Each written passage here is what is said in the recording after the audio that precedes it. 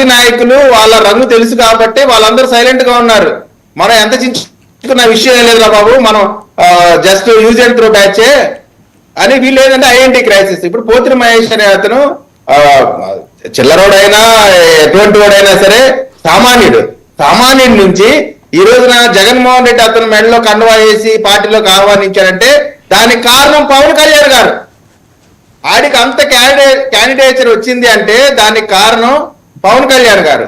అది గతం మర్చిపోయి మన స్థాయి మర్చిపోయి మాట్లాడితే ప్రజలు హర్షిస్తారంటే దానికంటే దౌర్భాగ్యం ఇంకోటి లేదు. ఇవాళ రంగా గారి వర్ధంతి రోజున రంగా గారి విగ్రహం దగ్గర రంగా గారి రక్తం పంచుకు పుట్టినటువంటి రాధాబాబు పైన నోటికొచ్చినట్టు మాట్లాడితే అందరూ చూస్తూ ఊరుకుంటారు అనుకుంటున్నారా?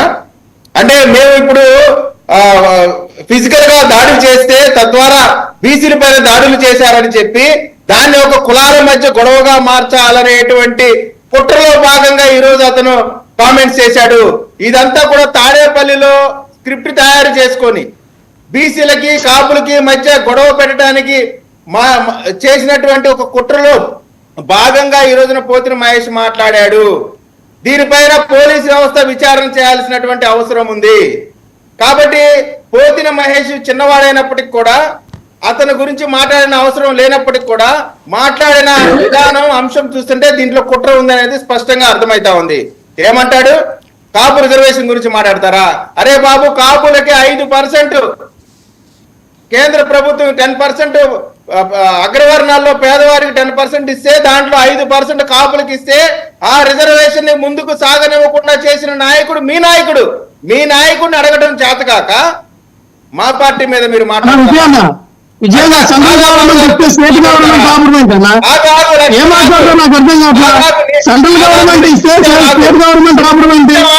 నిన్ను గుర్తించాము ఆగు. లక్ష్మణ్ అంటాడు మీది ఏ పార్టీ, మీది ఎక్కడుంది పార్టీ అని.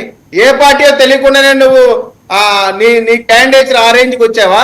ఈ రోజు నీ మెడలో కండువా వేసిన జగన్మోహన్ రెడ్డి నీ ఎత్తు పొడుగు లావు చూసి కాదు, జనసేన పార్టీని చూసి, జనసేన నీకు ఇచ్చిన గౌరవం చూసి. గతం మర్చిపోమాకండి, ఎక్కడి నుంచి వచ్చామన్నట్టు వాస్తవాన్ని గుర్తించుకోండి. కాబట్టి వీళ్ళందరూ కూడా ఏదో గొప్ప విషయాలు ఏదో చెప్తా ఉన్నారు.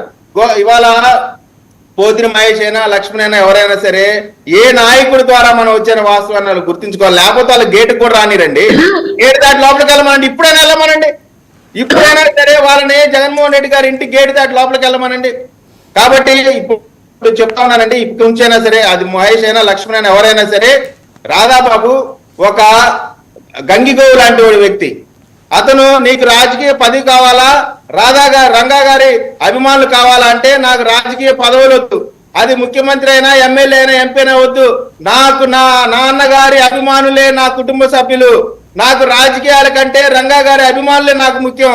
నాకు రంగా గారి లెగసీ అవసరం కానీ రాజకీయ లెగసీ అవసరం లేదన్నటువంటి గొప్ప నాయకుడు ఈ రాష్ట్రంలో ఉన్నందుకు మనం గర్వపడాలా. అటువంటి నాయకుడిని ఒకడు బానిస అంటాడు. Useless fellows. కోపం వస్తా ఉందంటే రక్తం మరిగిపోతా ఉంది. రాధాబాబు గారిని బానిసనారంటే